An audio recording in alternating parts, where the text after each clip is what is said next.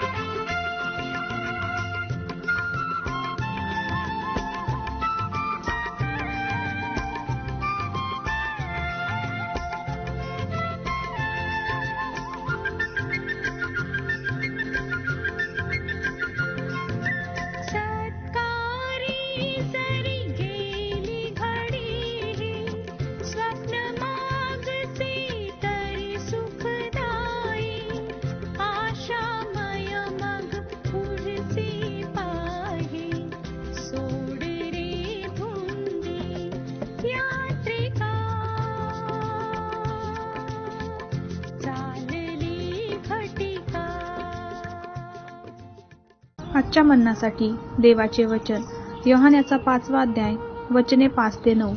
योहान्याचा 5वा अध्याय वचने 5 ते 9. तेथे 38 वर्ष आजारी असलेला कोणी एक माणूस होता. येशूने त्याला पडलेले पाहिले आणि त्याला तसे पडून आता बराच काळ लोटला आहे हे ओळखून त्याला म्हटले, तुला बरे होण्याची इच्छा आहे काय? त्या दुखणेकऱ्याने त्याला उत्तर दिले, महाराज, पाणी उसळते तेव्हा मला तळ्यात सोडावयास माझा कोणी माणूस नाही. मी जातो न जातो तोच दुसरा कोणीतरी माझ्या आधी उतरतो. येशू त्याला म्हणाला, उठ, आपली बाज उचलून चालू लाग. लागलाच तो माणूस बरा झाला व आपली बाज उचलून चालू लागला. तेव्हा वाचलेले वचन आपणा सर्वांसाठी आशीर्वादित करो. प्रभू येशू ख्रिस्ताच्या पवित्र नावात सलाम. आजच्या सकाळी आपण योहान शुभवर्तमान याचा 5वा अध्याय आणि त्याची 5 ते 9 ही वचनं वाचली. या वचनांमध्ये प्रभू येशू ख्रिस्ताने एक अद्भुत कृत्य केलेलं आहे, एक चमत्कार केलेला आहे. विशेष करून 38 वर्षापासून आजारी असलेल्या माणसाला त्याने बरं केलेलं आहे. आणि या पवित्र वचनांमध्ये आपण पाहतो की प्रभू येशू ख्रिस्ताने त्या मनुष्याची परिस्थिती ओळखली की तो बराच काळ झालेला आहे, तो आजारी आहे, तो पडून आहे. आणि त्यामुळे त्या मनुष्याला प्रभू येशू ख्रिस्ताने विचारलं की तुला बरे होण्याची इच्छा आहे काय? आणि त्यावेळेस तो आजारी मनुष्य प्रभू येशू ख्रिस्ताला म्हणतो की उत्तर दिले, महाराज, पाणी उसळते तेव्हा मला तळ्यात सोडावयास माझा कोणी माणूस नाही. मी जातो न जातो तोच दुसरा कोणीतरी माझ्या आधी उतरतो. या ठिकाणी ह्या मनुष्याची परिस्थिती पाहतो. तो मनुष्य स्वतः त्याची परिस्थिती सांगत आहे. तो कोणत्या परिस्थितीमध्ये आहे, त्याला चालता येत नाही, त्या ठिकाणी जे तळं आहे आणि त्या तळ्यामध्ये मनुष्य बरे होत होते, परंतु त्या ठिकाणी काही प्रोसिजर होती आणि ती प्रोसिजर त्याला जवळजवळ मागील 38 वर्ष पूर्ण करता आली नाही. कारण पाणी हलतं तोपर्यंत कोणीतरी जाऊन त्या तलावात उडी मारतं आणि ते बरं होतं, असं तो पंगू मनुष्य प्रभू येशू ख्रिस्ताला सांगत.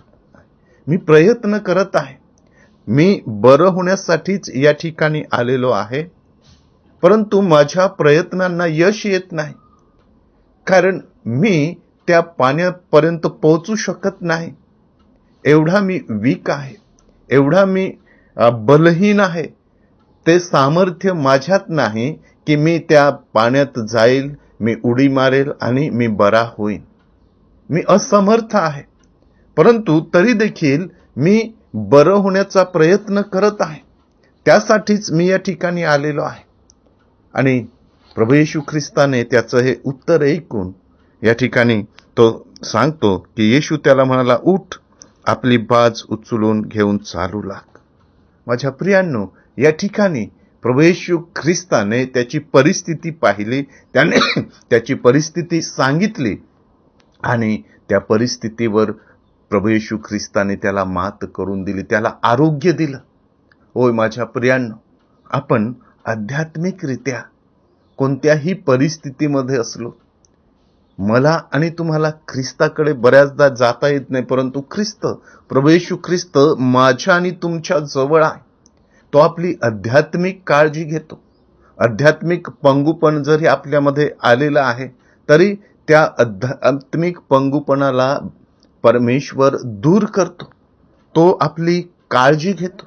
त्या आध्यात्मिक अशक्तपणातून तो आपल्याला बाहेर काढतो आणि आपल्याला सामर्थ्य देतो, आपल्याला शक्ती देतो. परंतु ती इच्छाशक्ती माझी आणि तुमची पाहिजे की मी या आध्यात्मिक अशक्तपणापासून बाहेर पडावं. आणि ज्यावेळेस अशी इच्छा आपण बाळगतो, त्यावेळेस प्रभू येशू ख्रिस्त आपल्याला त्या अशक्तपणामध्ये काढून तो आपल्याला सामर्थ्य देतो. देवा, ही वचनं आपणासाठी आशीर्वादाची करो. आपण प्रार्थना करूया. पवित्र परमेश्वरा, तुझी स्तुती करतो, तुला धन्यवाद देतो, कारण तू आमची आध्यात्मिक काळजी घेतो, आध्यात्मिक अशक्तपणा दूर करतो. त्याबद्दल तुझी स्तुती करतो. येशूच्या नावात मागतो, म्हणून तू ऐक. आमेन.